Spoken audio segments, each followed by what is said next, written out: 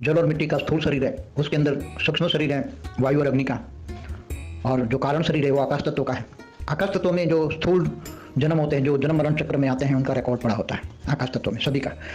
और इससे आत्मा, जब आत्मा में ज़्यादा पावर आती है, जैसे आत्मा विष्णुपुरी में गई तो वहाँ 50% तीन तत्व और 50% परम तत्व, तो वहाँ का जो शरीर बदल जाता है, तो वहाँ के शरीर में 50% परम तत्व आ जाते हैं, परम आकाश, परम वायु, परम अग्नि, तो उसको महाकारण शरीर कहेंगे। जब 100% आ जाए, शिवपुरी में जाए तो 100% परम तत्व, 100% परम तत्व आ जाएगा, तो शिवपुरी में जाते ही महाकारण शरीर प्रकट होता है। महाकारण शरीर में सब रिकॉर्डिंग होता है।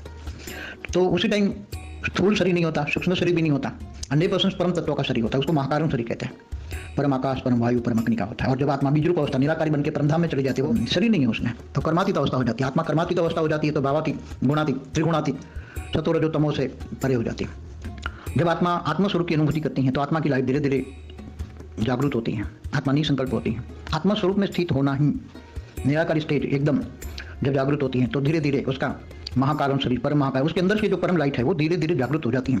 तो अंदर की परम लाइट की बॉडी, अंदर की परम लाइट की बॉडी जागृत हो जाती है। तो परम लाइट की बॉडी जब जागृत हो जाती है तो ये धीरे धीरे परम लाइट की बॉडी से धीरे धीरे लाइट फैलती है, तो परम तत्व में, परम महाकारण शरीर में पावर आती है, परम महाकारण शरीर में पावर आती है, तो महाकारण शरीर में पावर आती है, महाकारण शरीर में पावर आती है, तो कारण शरीर में बना हुआ सारा रिकॉर्ड, कारण शरीर में अनेक जन्मों का पड़ा हुआ सारा रिकॉर्ड डिलीट कर देती है।